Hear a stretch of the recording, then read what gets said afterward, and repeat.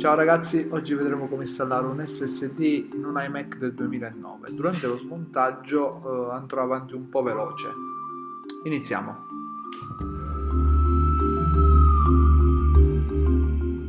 Per installare l'hard disk dell'SSD ho dovuto acquistare su Amazon un adattatore fatto apposta per installarlo. Poi nella descrizione troverete tutti i link per acquistarlo anche voi. Come SSD potete prendere qualsiasi, quello che vi piace di più.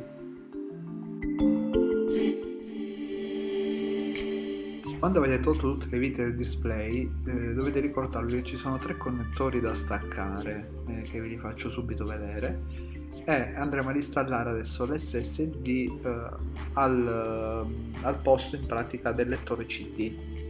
Rimuoviamo il lettore CD e mettiamo lì l'SSD con l'apposito adattatore.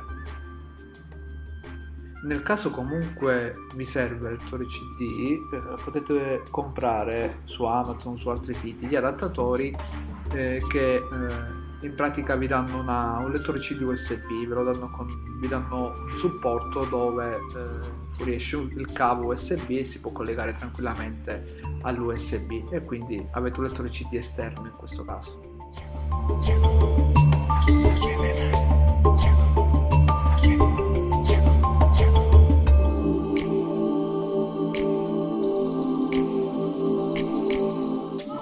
Ok, adesso possiamo rimuovere il lettore CD che è mantenuto in pratica da 4 viti. I connettori da staccare sul lettore sono due, uno direttamente sul lettore e un altro che è collegato più in basso.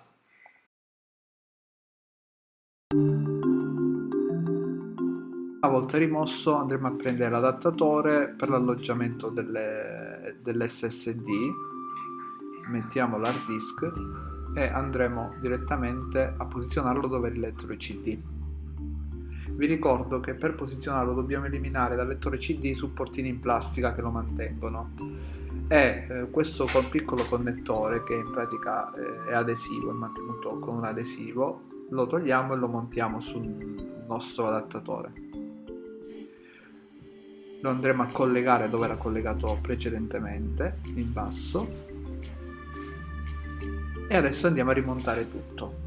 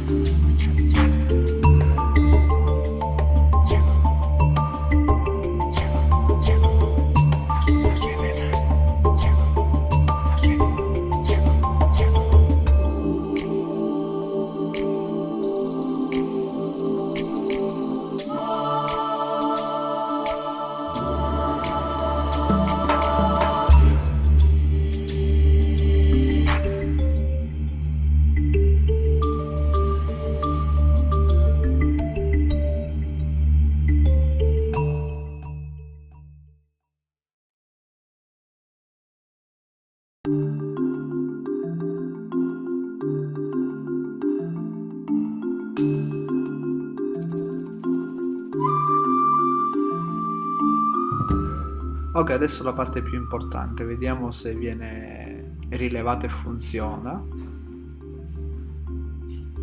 Ok, viene rilevato, lo formattiamo in modo da farlo funzionare, perché altrimenti in questo caso non funziona. Una volta formattato io lo rinomino come SSD in modo da capire qual è l'hard disk nuovo montato, ed è a posto ragazzi. Io in questo caso ho preso un SSD piccolo da 128 giga, se non sbaglio, da 120 giga. Potete prendere qualsiasi SSD, a me bastava questo e ho preso questo. Bene ragazzi, al prossimo video, spero che vi sia piaciuto. Vi ricordo, lasciate un like e iscrivetevi al canale.